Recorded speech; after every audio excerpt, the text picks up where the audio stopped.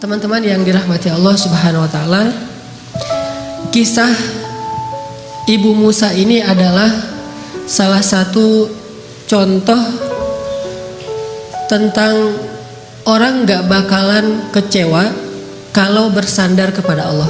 Itu gak bakalan. Bahkan kita bisa bilang mustahil. Mustahil seseorang itu kecewa gara-gara berpegang, bersandar, menyerahkan dirinya kepada Allah. Itu mustahil. Bukan seperti itu sunnatullah. Karena siapapun yang berserah diri kepada Allah, maka dia telah berpegang kepada tali yang paling kokoh. Wa man yuslim wajhahu ila Allah, wa man yuslim wajhahu ila Allah wa huwa muhsin faqad istamsaka bil urwatil wuthqa wa ila Allahi aqibatul umur. Siapa yang menyerahkan dirinya kepada Allah dan dia senantiasa berbuat baik, maka sesungguhnya dia telah berpegang kepada tali yang paling kokoh, dan kepada Allah segala urusan dikembalikan. Jadi nggak ada orang yang kecewa kalau dia berpegang kepada Allah. Masalah apapun, masalah rezeki, masalah jodoh, terutama yang kedua. Kalau kita bergantung kepada Allah dalam urusan jodoh, maka insya Allah kita nggak akan kecewa. Mak comblang yang paling baik itu adalah Allah.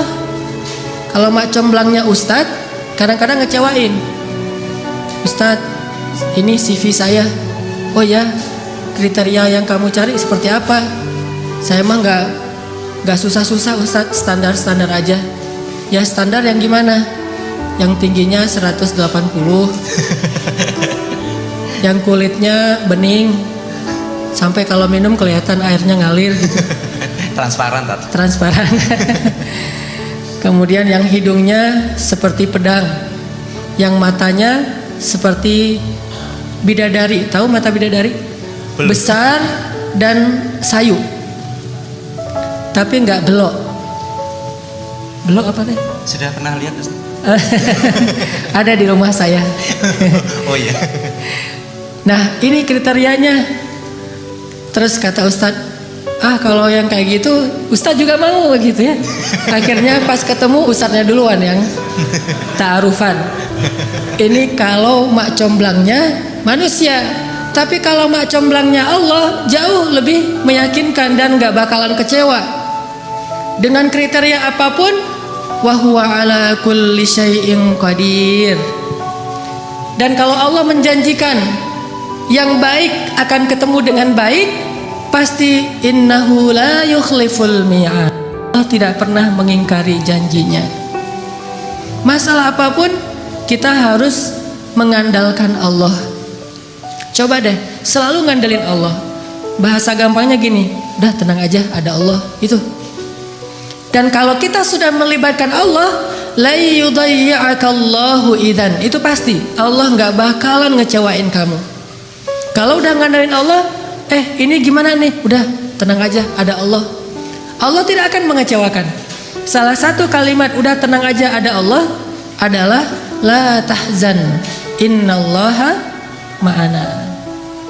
Kalau kita ada teman lagi galau gitu, terus kita bilang, la tahzan innallaha ma'ana. Apaan tuh? Kan dia bingung. Mending kita terjemahin aja. Gak harus persis kalimat la tahzan innallaha ma'ana. Karena kalau kita baca hadis ada tambahan lagi tuh. Kata Nabi kepada Abu Bakar, ma dhannuka bisnain Allahu thalithuhuma.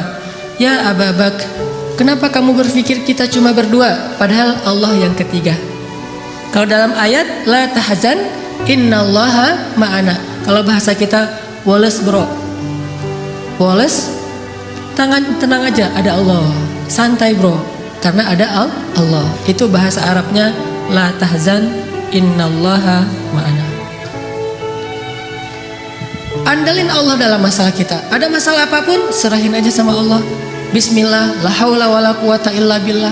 Bahkan kadang-kadang hanya dengan berzikir la haula wala quwata illa billah, Allah kasih keajaiban yang luar biasa.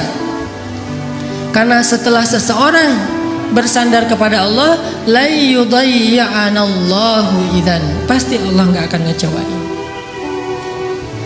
Coba teman-teman bayangin, Nabi itu udah ikhtiar habis-habisan. Ketika beliau mau hijrah ke Madinah, beliau tidak langsung menuju ke arah Madinah, tetapi malah menuju ke arah yang berlawanan dengan kota Madinah untuk menghindari pengejaran dari orang-orang kafir Quraisy. Yang kemudian beliau menginap beberapa malam di dalam gua Thur. Sebetulnya kalau mau disebut lebih pantas bukan gua, tetapi lubang, karena kecil sekali. Dan kemudian beliau meminta tolong kepada keluarga Abu Bakar untuk membawakan makanan setiap hari, yang waktu itu dibawa oleh Asma bintu Abi Bakr yang sedang hamil 7 bulan. Naik turun gunung untuk bawa makanan kepada Rasulullah. Kemudian anak laki-laki Abu Bakar menghilangkan jejak dan mencari berita. Ikhtiar yang udah maksimal. Tapi qadarullah, ketahuan juga. Ada pembaca jejak yang tahu ternyata Muhammad bukan menuju ke arah kota Madinah, tetapi berlawanan, sehingga mereka mengejar Rasulullah sampai di mulut gua. Di sini ada pelajaran, gimana pun hebatnya ikhtiar kita, selalu ada celah untuk bisa gagal. Walaupun tetap kita harus berikhtiar, tetapi tidak akan pernah sempurna dengan hanya ikhtiar logika kita. Akhirnya musuh berada tepat di mulut gua, yang kemudian kalau ada sebuah riwayat hadis, walaupun sebagian ulama mengatakan ini riwayat yang kurang kuat, bahwa ada laba-laba membuat sarang di mulut gua, sehingga orang-orang berpikir gak mungkin manusia masuk tanpa merusak sarang laba-laba. Ada lagi hadis yang mengatakan ada merpati yang membuat sarangnya juga di mulut gua, gak mungkin orang masuk tanpa merusak sarang merpati, dan seterusnya. Tetapi di atas semua itu, Allah Subhanahu wa ta'ala lah yang menjadikan pandangan mereka tidak mengarah kepada Rasulullah sallallahu alaihi wasallam dan Abu Bakar. Ketika mereka berada tepat di mulut gua, kalau mereka mau ngelihat ke bawah sedikit saja melongo, itu sudah kelihatan Rasulullah dengan Abu Bakar. Tetapi Allah palingkan wajah mereka. Mereka melihat ke seluruh penjuru kecuali ke bawah kaki mereka. Sampai Abu Bakar udah khawatir sekali. Kalau bahasa kita mungkin udah galau berat nih. Kemudian Abu Bakar mengatakan, ya Rasulullah, kalau mereka ngelihat ke bawah ini pasti kita ketahuan. Abu Bakar tidak takut kepada mereka. Abu Bakar khawatir terhadap keselamatan kekasih beliau, yaitu Rasulullah. Bukan Abu Bakar yang penakut, apalagi Rasulullah. Hanya khawatir terhadap Rasulullah. Jangan-jangan kan kalau ketahuan Rasulullah akan disakiti. Dan Abu Bakar gak rela banget Rasulullah ada yang menyakitinya. Sehingga Abu Bakar galau berat, khawatir sekali. Dan dengan tenang Nabi mengatakan, ma dhannuka bitsnaini ya Abu Bakar, kenapa kamu pikir kita hanya berdua? Allahu thalithuhuma la tahzan innallaha ma'ana. Dengan kalimat itu akhirnya musuh tidak melihat ke arah mereka, dan Allah berikan keselamatan bagi mereka. Ini kalau kita bersandar kepada Allah. Setelah selesai Rasulullah dan Abu Bakar menginap beberapa malam di Gua Thur, lalu melanjutkan perjalanan ke kota Madinah, ternyata pengejaran terhadap Rasulullah itu belum selesai, belum berhenti. Muncullah seorang pembaca jejak baru namanya Suraqah bin Malik. Masih kafir, dan dia mengejar hadiah 100 ekor onta dari Abu Jahal kalau dia dapat membawa pulang Muhammad hidup atau mati. 100 ekor onta. Teman-teman tahu harga 1 ekor onta? 1 ekor onta itu kalau onta yang dipakai berdagang, bukan onta yang dipakai nyembelih.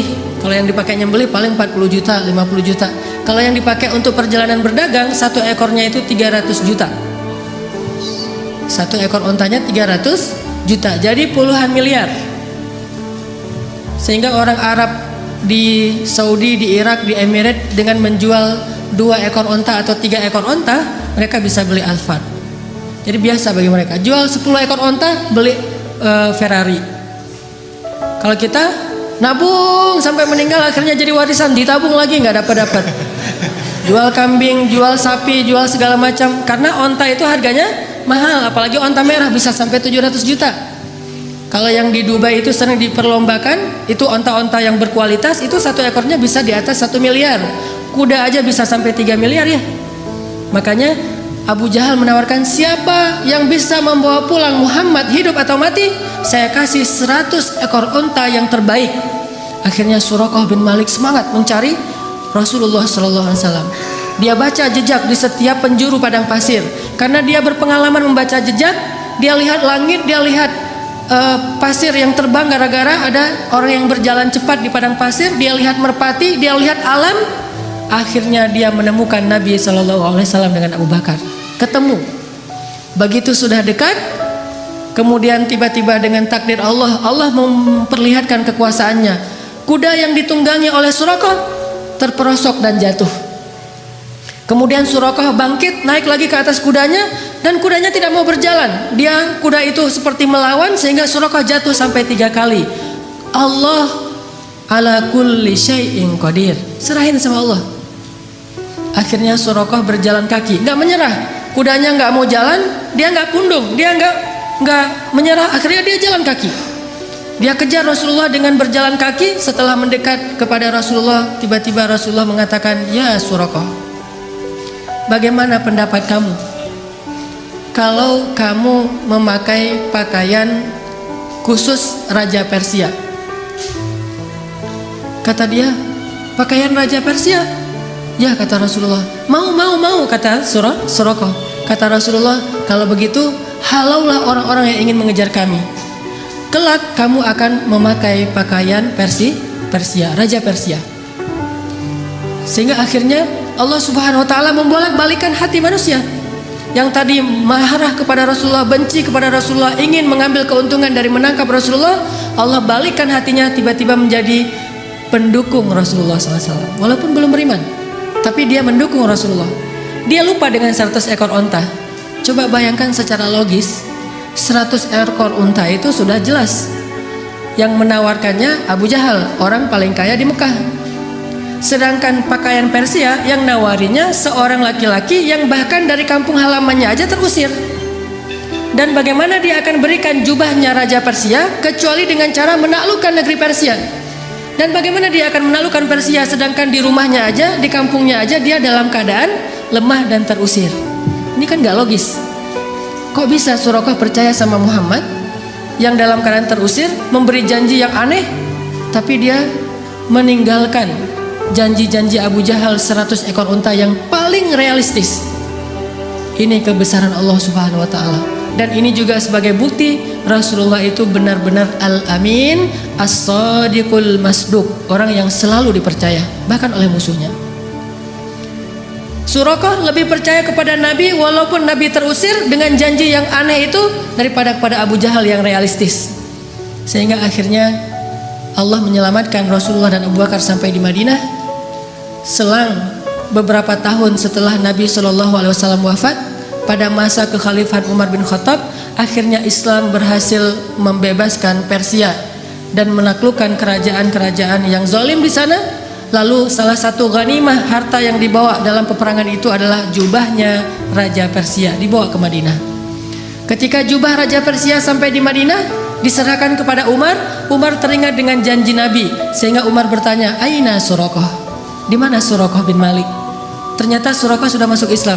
Kemudian dia datang, saya ya Amirul Mukminin, saya Suraqah, udah tua dia. Kata Umar, ya Suraqah, masih ingat dengan janji Rasulullah kepadamu? Suraqah bingung, janji yang mana? Dia udah lupa dengan janji Nabi. Kemudian kata Umar, sesungguhnya dulu Nabi pernah berjanji akan memakaikan kepadamu pakaian Raja Persia. Oh ya, saya masih ingat waktu itu Nabi berjanji demikian. Maka wahai Suraqah, pujilah Allah, sesungguhnya Allah telah mengabulkan janji-janji itu, dan inilah pakaian Raja Persia, pakailah. Pas dilihat oleh Suraqah, sutra semua, bagus sekali pakaiannya. Dia ganti bajunya, dia pakai baju Raja Persia, dia pakai mahkotanya, dia pakai sepatunya, dia pakai pedang yang bertahtakan banyak berlian-berlian di atasnya. Sehingga Suraqah tiba-tiba seolah-olah menjadi Raja Persia. Dia muter-muter keliling kota Madinah. Oh, saya Raja Persia, saya Raja Persia. Sehingga semua orang tertawa terhadap Suraqah, dan mereka bersyukur kepada Allah Subhanahu wa taala yang telah menepati janjinya melalui lisan Nabi sallallahu alaihi wasallam. Muhammad. Sallallahu alaihi wasallam. Libatkan Allah dalam urusan kita, gak bakalan kecewa. Pakai Allah, andalkan Allah, berserahlah kepada Allah dalam urusan kita, sepele apapun. Bukankah Nabi mengatakan, mintalah kepada Allah walaupun cuma garam? Masak, aduh garam habis, Allah garam, gitu. Saya dulu ketika sempat dulu ikut jamaah tablik ketika saya masih SMA, ada satu hal yang saya belajar dari jamaah tablik waktu itu tentang nggak boleh minta sama manusia. Jadi kita kalau jamaah tablik itu makan kan di talam gitu ya, makan bareng-bareng rame-rame gitu, satu talam ada 5 orang. Nah, yang petugas khidmatnya membagi-bagikan lauk setelah nasinya ditaruh di talam, kemudian lauknya dibagi-bagiin. Ada ikan, ada sayur segala macam. Setelah selesai dibagi-bagikan, karena mungkin jumlah pesertanya banyak, lauknya sedikit, akhirnya dibaginya sedikit-sedikit. Pas kita lagi makan, ikannya habis, maka kalau pengen minta tambahan ikan, nggak boleh minta kepada petugas, mintanya ke Allah. Jadi itu SOP di jamaah tablik yang dulu saya pernah ngalamin. Kalau ada masalah mintanya ke Allah. Jadi kalau kita kurang lauk, Allah, ikan ya Allah. Akhirnya dia dengar, oh ikan datang, masya Allah, Allah datangkan ikan gitu. Walaupun agak lucu, tetapi sebetulnya ini mengajari tentang berharap kepada Allah. Memang lucu sih awalnya, tapi lama-lama benar-benar terasa di hati. Begitu kurang sedikit, Allah, ini sayurnya kurang sedikit ya Allah, maaf ya Allah. Akhirnya datang sayur, masya Allah, alhamdulillah gitu. Sampai ada teman yang lagi masak dan dia emang chef yang udah hijrah, kemudian ikut kayak jamaah tabligh gitu. Masakannya enak. Teman-teman yang lain nanya, ini cara masaknya gimana kok enak banget? Oh gampang masaknya. Gimana? Siapkan sayur segala macam, udah gitu masukkan ke dalam air, setelah itu beri garam sedikit, kemudian minta kepada Allah, ya Allah kasih enak ya Allah. Nanti Allah kasih enak. Ternyata tipsnya adalah minta kepada Allah, walaupun dia mungkin punya bumbu rahasia, tapi dia nggak mau bicara tentang asbab, dia mau bicara tentang hakikat. Minta sama Allah buat enak, sehingga Nabi mengatakan, mintalah kepada Allah walaupun cuma garam. Mintalah kepada Allah walaupun cuma garam. Bercermin habis mandi, aduh ya Allah jerawat, gimana ya biar ini hilang? Minta sama Allah jerawat, minta ke Allah untuk dihilangkan. Siapa ada sahabat yang penyakit kulit terus minta kepada Allah dihilangkan? Tabi'in maksudnya. Uwais Al-Qarani yang menggendong ibunya kemana-mana. Dia punya penyakit kulit di seluruh tubuhnya, terus dia berdoa, ya Allah hilangkan penyakit kulit saya, sembuhkan saya, kecuali sebagian kecil saja di bagian pusar. Jadi ada syarat buat dia dalam berdoa, hilangkan semuanya kecuali sebagian di perut. Kenapa? Supaya kalau saya lihat bekas sakit di perut ini, saya teringat dengan nikmat bahwa Engkaulah yang menyembuhkan. Tiba-tiba sembuh semuanya kecuali di bagian perut. Sehingga Nabi berkata, sesungguhnya sebaik-baik tabi'in adalah Uwais Al-Qarni. Padahal Nabi nggak pernah ketemu Uwais, tapi tahu namanya dan memberi berita tentang dia. Ini mungkin satu-satunya tabi'in yang disebut namanya oleh Nabi. Nggak ketemu tapi kenal. Mukjizat. Sebaik khairut tabi'in Uwais Al-Qarni. Sebaik-baik tabi'in Uwais Al-Qarni. Kalau kalian sempat temuilah dia, ciri-cirinya dia punya bekas penyakit kulit di perutnya. Dia orang yang tidak dikenal di negerinya. Dan mintalah doa dari dia, sesungguhnya doa Uwais tidak ditolak oleh Allah Subhanahu wa taala. Jadi masalah sepele apapun minta sama Allah. Makanya dalam Islam kita mengenal doa sehari-hari. Mau keluar, bismillahirrahmanirrahim, Allah, la haula wala quwata illa billah. Tambah dengan doa syafaat. Mau makan, bismikallahumma amutu wa ahya. Ya, salah. Jadi tidur gitu. Mau tidur ada doanya. Bahkan kalau Nabi baca doa tidur aja panjang banget tuh. Allahumma alja'tu dhahri ilaik wa fawattu amri ilaik, dan seterusnya dan seterusnya. Amantu bi kitabikal ladzi anzalt wa bi rasulikal ladzi arsal bismikallahumma amutu wa ahya. Mungkin kalau kita nggak hafal, ya udah bismillahirrahmanirrahim aja gitu. Standar lah ya. Kemana-mana bismillahirrahmanirrahim, la haula wala quwata illa billah. Pokoknya ada masalah apapun libatin Allah. Kalau bahasa sosial media, jangan lupa nge-tag Allah. Jangan lupa nge-mention Allah. gimana nge-tag Allah sama nge-mention Allah. Teman-teman pernah nggak diundang makan sama atau diajak makan sama temennya, ditraktirin makan, udah gitu foto-foto karena ternyata tempat makannya itu cozy, instable, layak untuk di selfiein gitu. Wah ini tempat makannya cozy banget nih, selfie yuk, selfie gitu ya.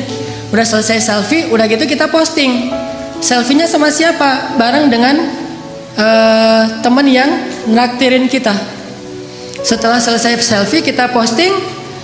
Etis nggak kalau kita posting tapi kita nggak nge-tag orang yang mentraktir kita? Nggak etis ya? Pasti kita di captionnya tuh nulis, alhamdulillah hari ini makan enak di tempat yang cozy banget, makasih ya buat siapa gitu kan, yang udah nraktirin saya, kan gitu nge-tagnya. Begitu juga ketika kita menikmati rezeki dari Allah, agak kurang etis kita makan enak tapi Allah nggak di-tag gitu. Cara nge-tag Allah, Bismillahirrahmanirrahim. Allahumma barik lana fima razaqtana. Alhamdulillahilladzi at'amana hadza wa razaqnahu min ghairi haulin minna wala quwwah. Kita nge-tag Allah, ini nikmat dari Allah, ini nikmat dari Allah. Itu baru etis. Kita ngeposting banyak nikmat tapi Allahnya nggak di-tag. Ke manusia aja nggak enak, apalagi kepada Allah.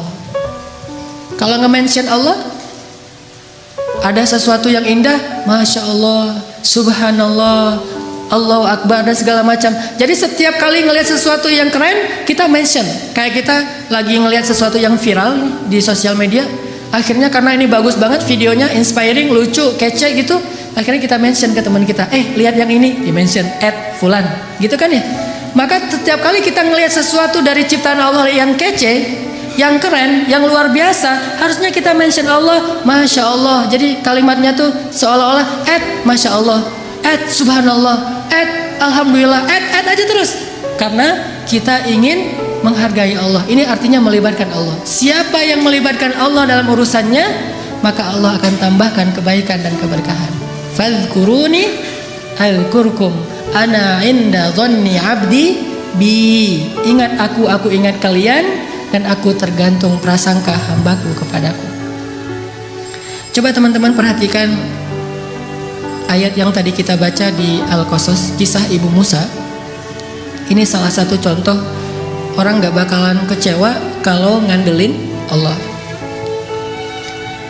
Jadi ceritanya Fir'aun itu bikin peraturan, keputusan presiden, bahwa kalau Bani Israel melahirkan bayi laki-laki bakal dibunuh. Sejak ketahuan bayi laki-laki lahir, langsung diambil sama prajurit. Ada yang dibunuh di tempat dengan digorok, ada yang dibakar hidup-hidup, ada yang dibenamkan dalam pasir, ada yang dihanyutkan ke sungai, bahkan yang lebih menyakitkan lagi, ada yang dijadikan sebagai makanan hewan-hewan peliharaan Fir'aun di istana. Harimau, singa, bayi-bayi Bani Israel. Yudzabbihuna abna'akum wa yastahyuna nisa'akum. Mereka membunuh bayi-bayi laki-laki kalian dan memperbudak perempuan-perempuan kalian. Dan itu ayatnya banyak sekali. Sampai setelah sekian tahun bayi laki-laki Bani Israel terbunuh terus, akhirnya Bani Israel ini kekurangan laki-laki. Karena kekurangan laki-laki yang bekerja di kuli-kuli bangunan segala macam sudah berkurang. Budak-budak sudah berkurang, yang kuat-kuat sudah nggak ada. Akhirnya Firaun mengubah kebijakannya, karena dia juga takut kehilangan budak. Orang Kipti itu nggak mau kerja, orang Mesir asli namanya Kipti, bahasa Inggrisnya Egyptian. Tetapi Islam tidak mengenal Egyptian, hanya mengenal Misri. Makanya udkhulu Misra aminin, masuklah Mesir, bukan masuklah Egypt. Kalau dalam Al-Quran, Mesir itu tidak disebut Egypt. Kenapa orang Inggris nyebutnya Egypt? Karena ingin menghilangkan sejarah Islam dan mengambil sejarah Firaun, bahwa yang tinggal di sana itu suku Kipti atau Egyptian. Orang Egyptian ini, orang Kipti ini malas bekerja, terbiasa santai gitu, sehingga kalau ada masalah mereka tidak bisa ngandelin diri mereka sendiri, selalu mengandalkan Bani Israel. Akhirnya Fir'aun mengubah kebijakannya, yang tadi semua bayi dibunuh, sekarang kebijakannya berubah. Setahun boleh melahirkan anak laki-laki, tahun berikutnya nggak boleh, jadi selang-seling. Dan qadarullah, Harun lahir di tahun bolehnya lahir anak laki-laki, makanya nggak ada kisah Harun dikejar-kejar sama tentara. Dia aman, begitu dia lahir, oh ini tahun yang boleh lahir anak laki-laki, tumbuh tanpa ada ancaman. kakaknya Musa. Sedangkan Musa lahir di tahun gak boleh lahir anak laki-laki. Sehingga saat Musa lahir, ibunya langsung bingung, ini bagaimana menyelamatkan bayi ini. Saya gak rela kalau bayi ini dibunuh. Ini bayi punya aura yang luar biasa, lebih daripada kakaknya Harun, padahal dua-duanya nabi. Akhirnya Allah ilhamkan kepada ibu Musa lewat mimpinya. Kemudian ibu Musa konsultasi dengan ulama-ulama Bani Israel, dan ternyata mimpi itu benar.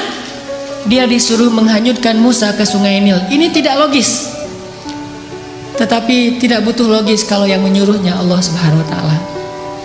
Gak harus logis kalau yang menyuruhnya Allah, karena logika atau hukum ilmiah itu adalah ciptaan Allah. Allah bisa melakukan sesuatu dengan hukum ilmiah, atau tidak dengan hukum ilmiah, atau bahkan bertentangan dengan hukum ilmiah. Seorang lahir tanpa ayah, tanpa ibu, Adam. Atau tanpa ayah hanya punya ibu, Isa. Atau bahkan seekor onta lahir bukan dari induknya tapi dari batu, untanya Nabi Shalih. Allah bisa melakukan sesuatu sesuai dengan hukum ilmiah, bertentangan dengan hukum ilmiah, atau tidak seperti hukum ilmiah. La haula wala quwata illa billah. Sehingga akhirnya setelah diyakinkan oleh banyak ulama, banyak kiai-kiai Bani Israel, Bu, hanyutkan bayinya ke sungai Nil, serahkan sama Allah, udah biarin aja Allah yang ngurus. Tapi nanti kalau hanyut gimana? Nanti kalau dimakan kuda Nil gimana? Nanti kalau sampai ke Sudan, kan Nil itu panjang ya, melintasi dua negara, Mesir dan Sudan. Tapi kemudian diingatkan lagi, Allah tidak akan mengecewakan. Bukankah Allah mengatakan, kami pasti akan mengembalikannya kepadamu wahai ibu Musa? Maka la tahzani, jangan khawatir wahai ibu Musa. Udah gak usah khawatir. La takhafi wa la tahzani, jangan takut, jangan sedih. Jadi kalau kita udah benar-benar bersandar sama Allah, hilang rasa takut yang berlebihan, galau yang berlebihan itu hilang. Jadi orangnya santai, udah tenang aja, ada Allah. Akhirnya ibu Musa menghanyutkan bayinya ke sungai Nil dengan sebuah tabut kayak keranjang gitu. Dan Allah punya skenario yang sangat unik. Yang tadi dihanyutkan ke sungai Nil menghindar dari Fir'aun, ternyata justru Allah membelokkan keranjang itu masuk ke sebuah selokan yang membawanya ke arus tempat pemandian keluarga Fir'aun. Jadi dihindarkan dari Fir'aun, malah didatangkan kepada Fir'aun. Ini unik skenario Allah. Makanya gak harus logis untuk taat. Taat aja, ntar Allah memberikan kita pemahaman. Logika manusia butuh waktu untuk memahami maksud Allah. Al-Quran aja dibuktikan secara ilmiah kadang-kadang setelah 1000 tahun. Marajal bahraini yaltaqiyan bainahuma barzakhul la yabghiyan. Mungkin para sahabat dulu bingung, mana ada dua laut yang bertemu tapi tidak bercampur. Apakah gara-gara belum bisa difahami, belum logis lantas dibantah? Logika kita itu loadingnya lambat. Butuh waktu 1000 tahun hanya untuk membuktikan kebenaran satu ayat. Coba kalau belum terbukti kita nggak beriman, butuh 1000 tahun. Usia kita cuma 60 tahun. Maka katakan saja sami'na wa ata'na, serahin sama Allah. Allahu a'lam, wallahu ya'lamu wa antum la ta'lamun. Allah tahu, kalian nggak tahu.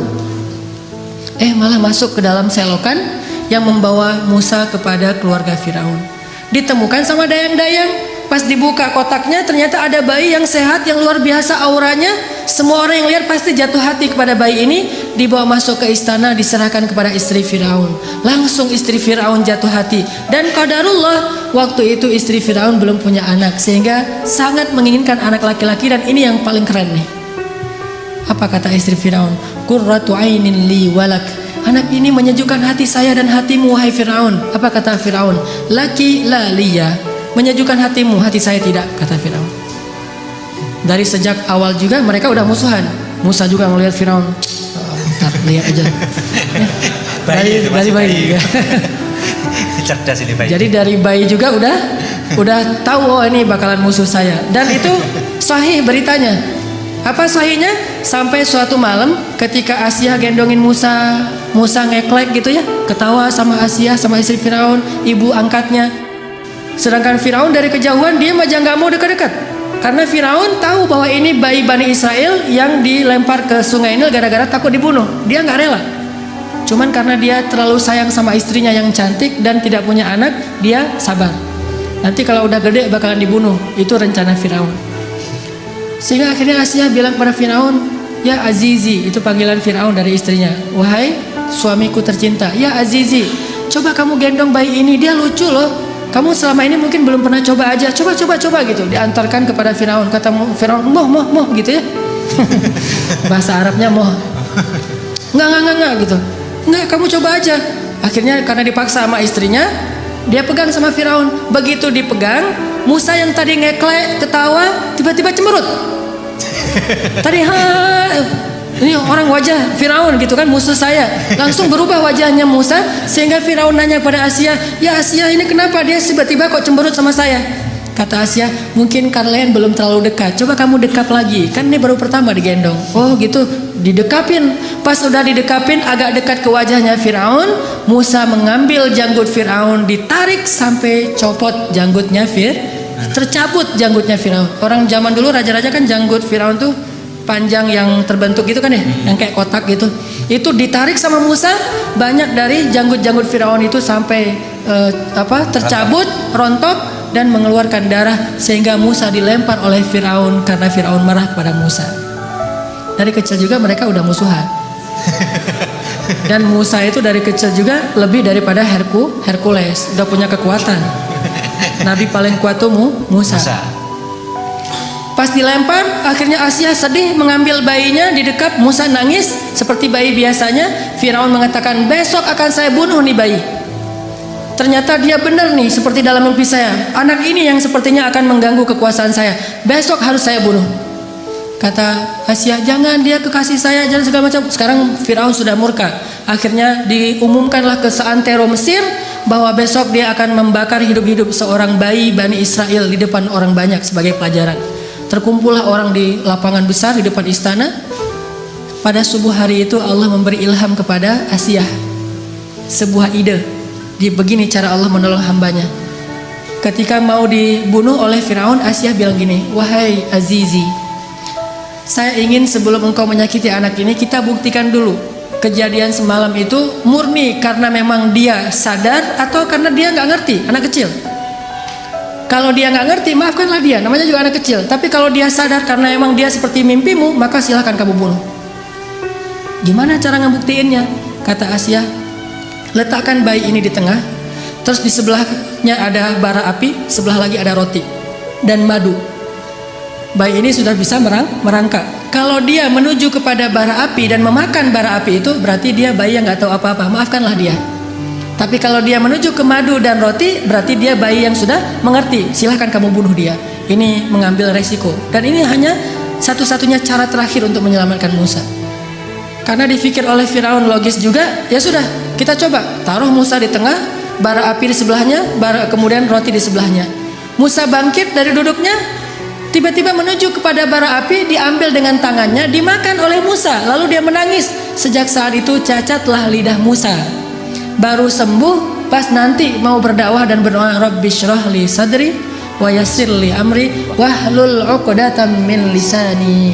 Ya Allah, sembuhkanlah kekeluhan di lidah saya. Itu keluh gara-gara waktu bayi makan bara api. Tapi gara-gara makan bara api, akhirnya Firaun sadar, nih bayi emang gak ngerti apa-apa. Salah dia menarik janggut saya itu karena emang dia gak ngerti.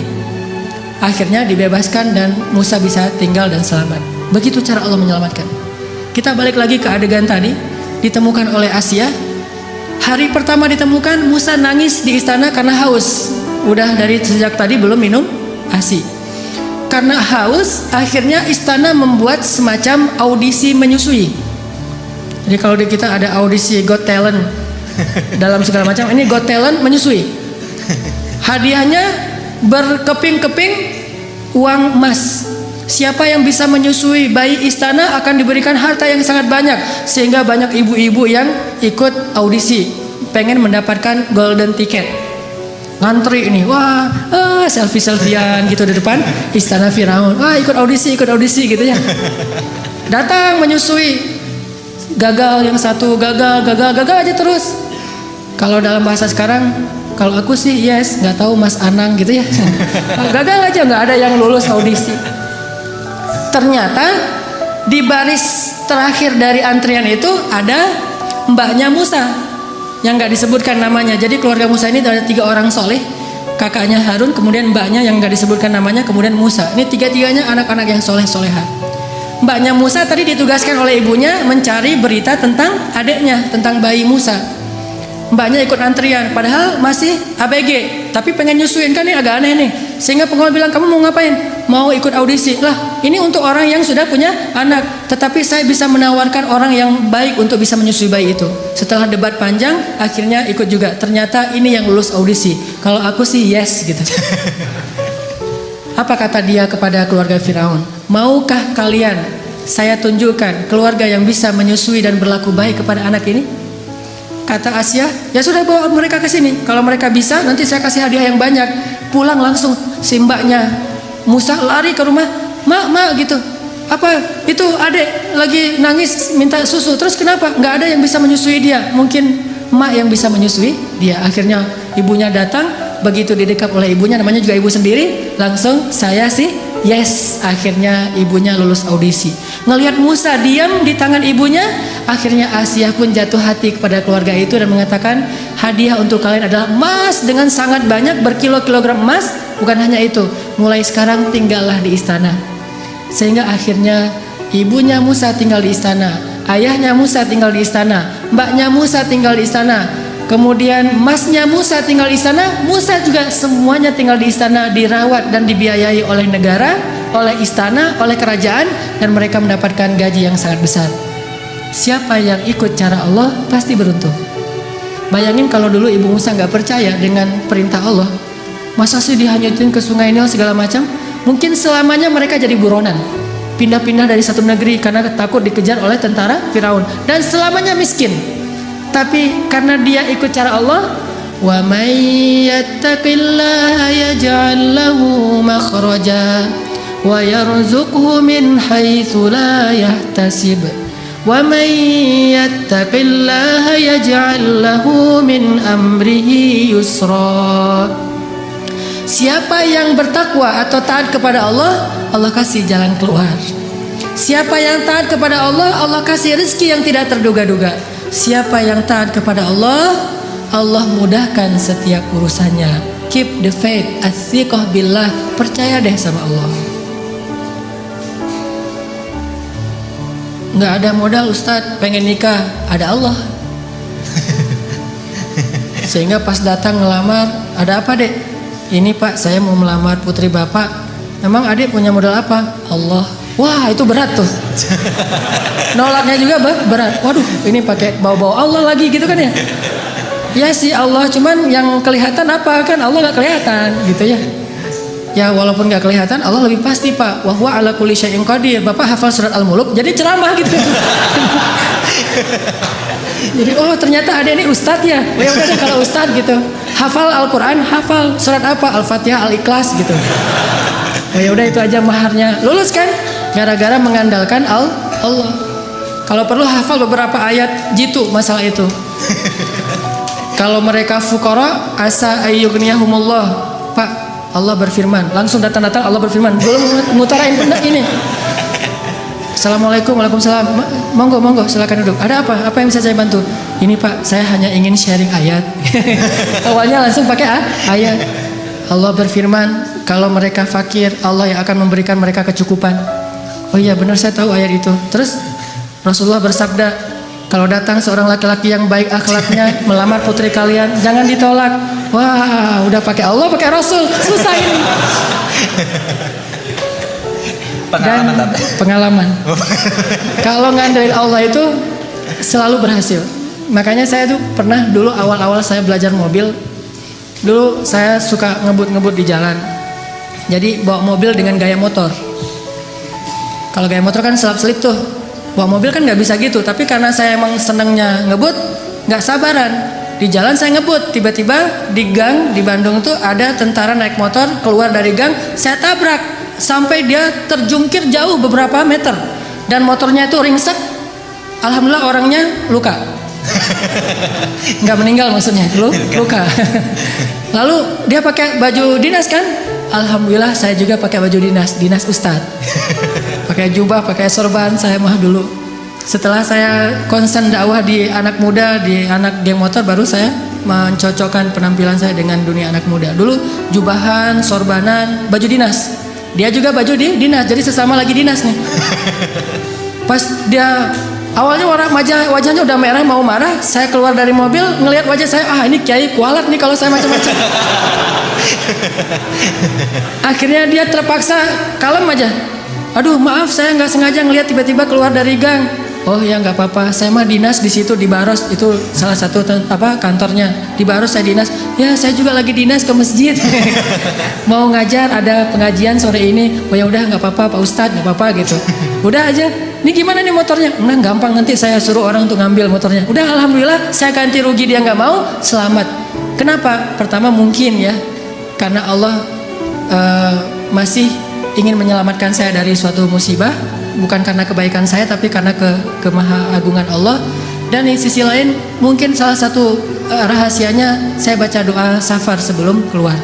Soalnya ketika saya beli mobil saya nggak mau pakai asuransi, sehingga karena nggak pakai asuransi doa safarnya lebih serius. Kalau pakai asuransi kan tenang ada asuransi. Tapi kalau nggak ada asuransi ada Allah, berarti doa safarnya yang panjang. Bismillahirrahmanirrahim wa mursaha bismillahirrahmanirrahim subhanalladzi sakhkhara lana. Panjang, setengah jam doa safar doang. Kenapa? Ya Allah, ini mah nggak ada asuransi gitu. Jadi karena nggak ada asuransi doanya lebih serius. Kalau ada asuransi, ada TLO, ada all risk kan gampang, ntar tinggal diklaim.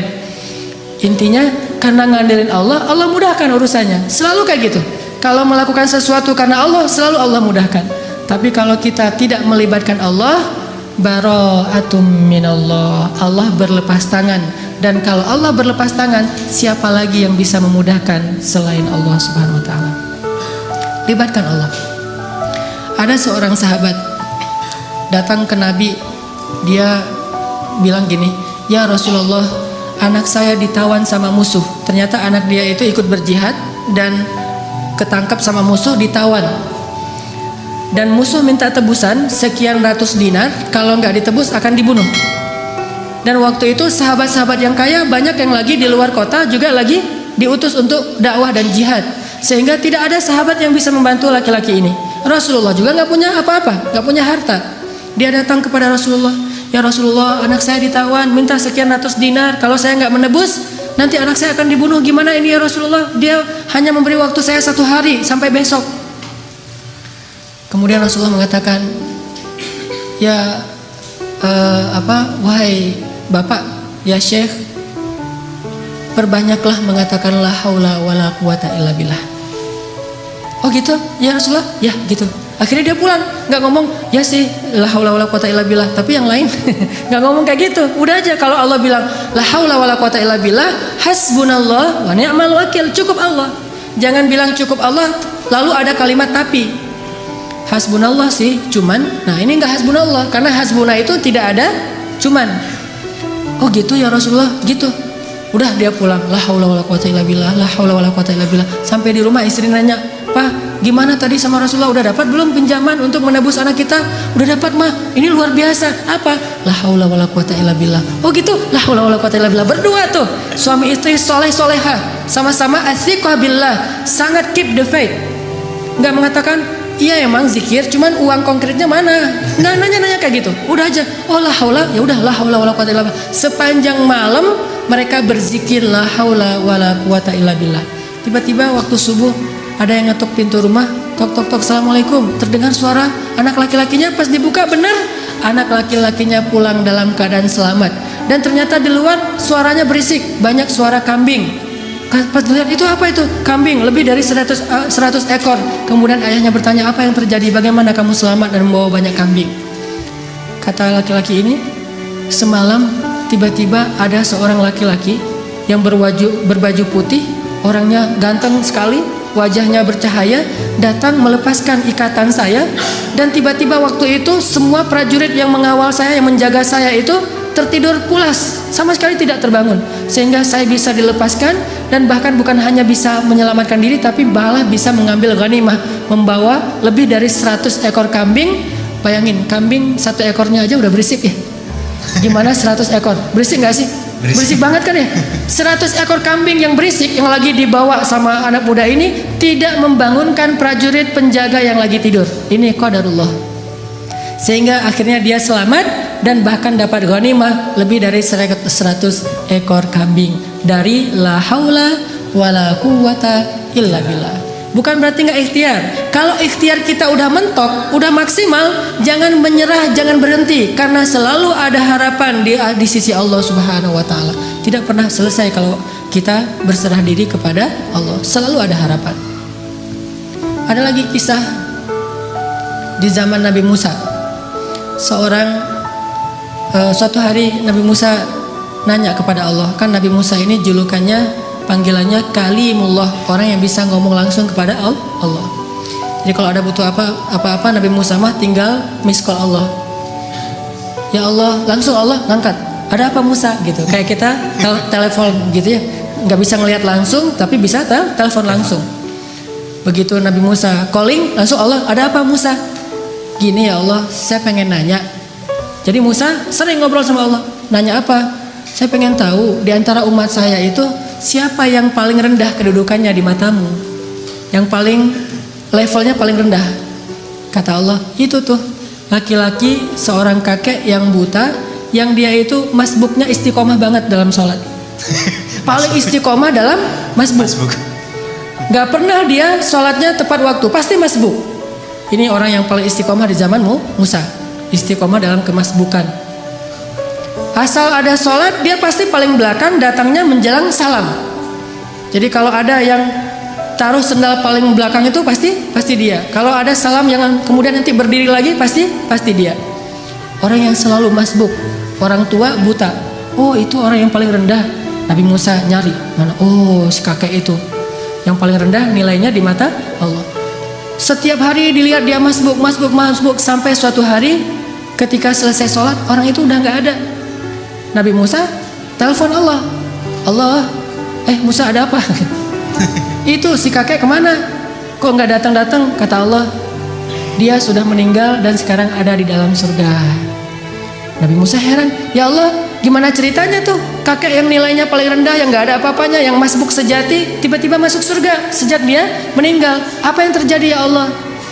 Allah bilang, ya Musa, suatu hari ketika kakek ini keluar dari masjid, dari tempat ibadah, dia jalan kemudian kesesat gara-gara dia buta, sampai di sebuah tanah yang lapang. Dia menemui seorang laki-laki, kemudian dia bertanya, saya ada di mana sekarang? Laki-laki itu mengatakan, ini kamu sedang berada di tanah lapang, di sebuah lapangan, di sebuah alun-alun. Kemudian kakek ini mengatakan, tidak, sesungguhnya rahmat Allah lebih luas daripada segalanya. Kamu berada di tanah yang luas? Kata dia, tidak, rahmat Allah yang lebih luas. Hanya karena itu, kemudian Allah mengatakan, wahai Musa, sesungguhnya rahmatku mendahului kemarahanku. Sehingga dia masuk surga hanya dengan kalimat, sesungguhnya rahmat Allah lebih luas. Makanya kalau kita nge-tag Allah, nge-mention Allah, libatkan Allah dalam urusan kita, selalu beruntung. Bayangin sekedar mengatakan subhanallahi wa bihamdi subhanallahil azim, langsung Allah sediakan pohon-pohon kurma yang sangat banyak di dalam surga. Begitu kita baca la haula wala quwata illa billah, Allah sediakan kunuz, harta yang ditaruh di dalam sebuah box yang sangat besar, disimpan di bawah arasy Allah Subhanahu wa taala. Mudah sekali. Karena kalau kita melibatkan Allah, yuridullahu bikumul yusra wa la yuridu bikumul usr. Salah kalau orang bilang, aduh gak usah bawa-bawa Allah lah, jadi susah. Enggak. Justru kalau kita bawa-bawa Allah jadi mudah. Karena Allah itu pada dasarnya pengen memudahkan kita, enggak pengen nyusahin kita. Yuridullahu bikumul yusra wa la yuridu bikumul usr. La yukallifullahu nafsan illa wus'aha. Sampai ketika turun ayat ittaqullaha haqqa tuqatih, bertakwalah kepada Allah sebenar-benar takwa. Para sahabat kemudian ngeluh, ya Rasulullah, kami nggak sanggup kalau sebenar-benar takwa. Terus gimana?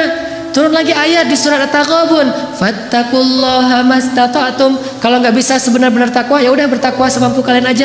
Coba lihat, Allah memudahkan urusan hambanya, sehingga kalau kita melibatkan Allah, maka insya Allah Allah akan memudahkan urusan kita. kisah lagi, mungkin ada 2 atau 3 kisah lagi, bukti bahwa kalau kita melibatkan Allah itu mudah. Ada seorang nenek di zaman Nabi Musa, sudah menikah sekian puluh tahun belum dikaruniai anak. Datang kepada Nabi Musa, "Ya Nabi Allah, ada apa nek? Saya mau minta tolong. Ya, saya itu udah nikah sekian tahun tapi belum dikaruniai anak. Sedangkan engkau bisa bicara langsung dengan Allah. Boleh nggak saya minta tolong? Minta dong ke Allah, ya Allah beri saya 1 orang anak saja." "Oh baik nek, nggih," gitu kata Nabi Musa. Telepon, "Ya Allah." Allah bilang, "Ada apa Musa?" "Ini nih, ada nenek-nenek minta diberikan anak 1 orang aja katanya, karena dia tidak punya keturunan." Apa kata Allah? "Ya Musa, bilang kepada nenek itu bahwa takdirnya dia tidak akan punya anak. Itu sudah takdir." Kemudian Nabi Musa bilang, "Nek, sabar ya." Kata Allah, "Oh ya, udah ada jawaban dari Allah, udah ada. Gimana jawabannya?" "Takdir nenek mah nggak akan punya anak." "Oh gitu, ya sudah, assalamualaikum." Waalaikumsalam, pulang. Sepanjang jalan sampai di rumah dia mengatakan, "Ya Rahim, ya Rahim, memang takdir saya tidak akan punya anak, tetapi engkau maha Rahim, beri saya anak ya Rahim." Jadi dia ngeyel gitu, terus saja minta sama Allah dengan bahasa yang lembut, "Ya Rahim, ya Rahim." Besok datang lagi ketemu Nabi Musa, "Assalamualaikum." Waalaikumsalam. Nenek yang kemarin, "Ada apa nek?" gitu.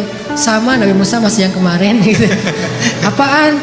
"Minta dong ke Allah lagi supaya dikasih anak." "Lah kan udah kemarin katanya takdirnya gak akan punya anak."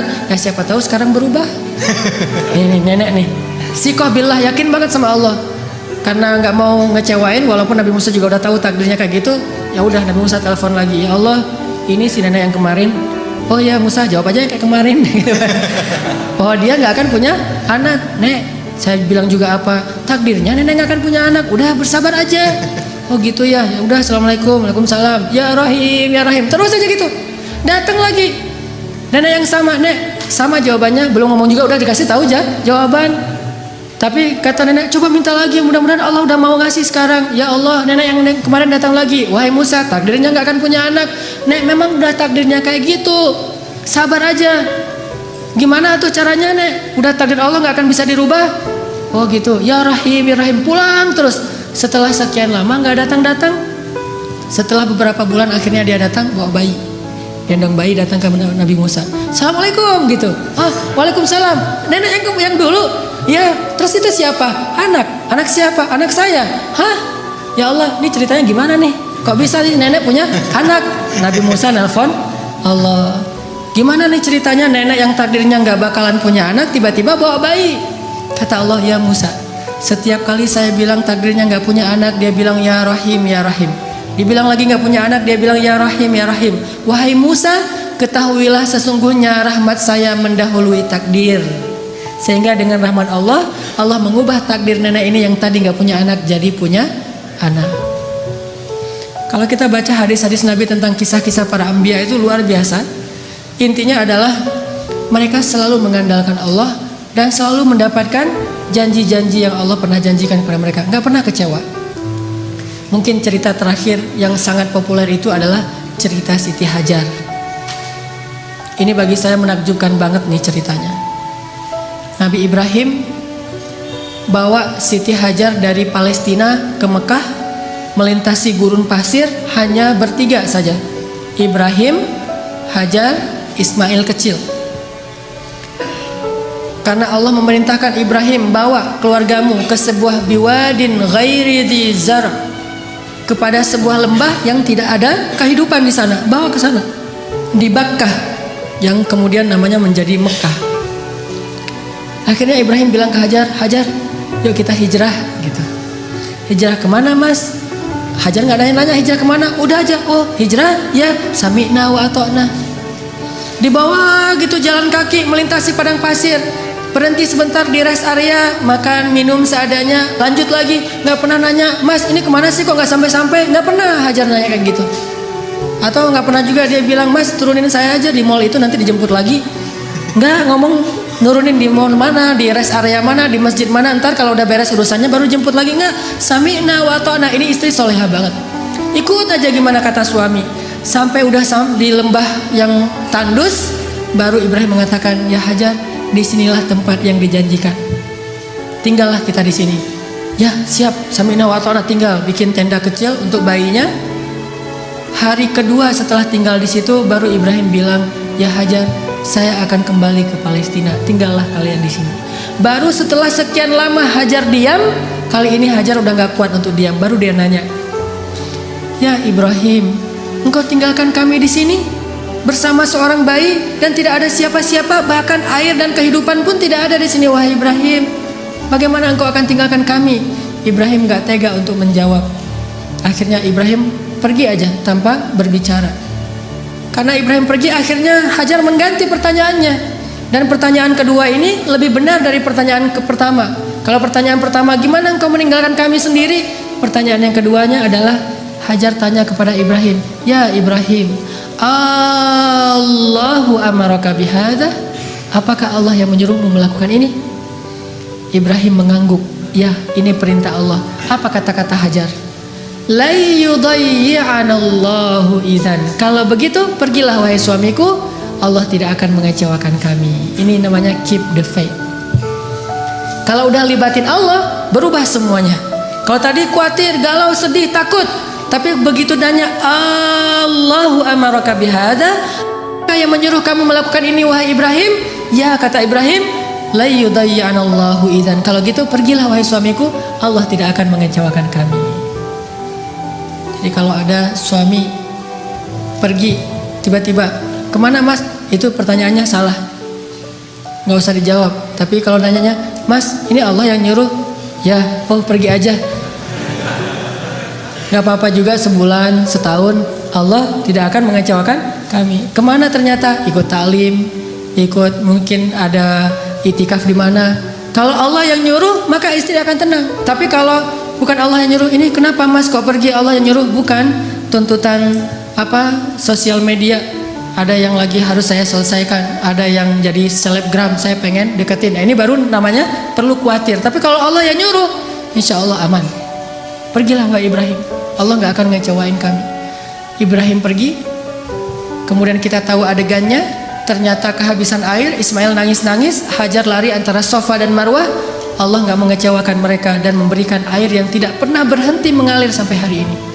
Dan itu air mukjizat banget loh. Gimana mukjizat? Kalau lagi banyak jamaah haji atau umroh di Mekah, air itu tidak akan kekurangan. Setiap hari orang minum air Zam-Zam. Kalau saya lagi umroh tuh, selain minum, bahkan setiap hari dibawa dalam botol aqua. Kita kalau pergi ke masjid itu bawa botol aqua kan ya, terus ngisi air Zam-Zam. Di dalam hotel kita nggak pernah minum air aqua dari hotel, selalu minum Zam-Zam yang dibawa dari masjid. Bayangin, dalam sehari 5 kali orang membawa air Zam-Zam setiap waktu sholat, dan jumlah jamaahnya itu bisa sampai 3 juta kalau musim haji.